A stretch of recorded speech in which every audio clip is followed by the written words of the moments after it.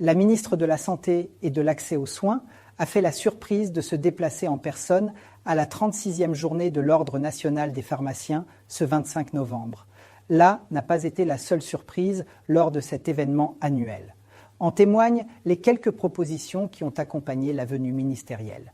À commencer par le décret qu'a signé Geneviève Darrieussecq la semaine dernière, celui prolongeant de 1 à 3 mois la délivrance à titre exceptionnel des traitements chroniques quand tous les renouvellements ont été effectués. C'est une disposition de la loi Rist qui devait entrer en vigueur près d'un an après sa promulgation en mai 2023. Autre annonce plutôt sympathique, une nouvelle mission de prescription pharmaceutique et pas des moindres, celle des substituts nicotiniques. Une mission dont on a longtemps cru qu'elle allait définitivement partir en fumée.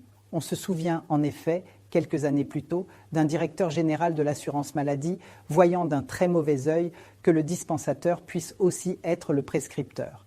Les temps ont changé, la mesure débutera au printemps prochain.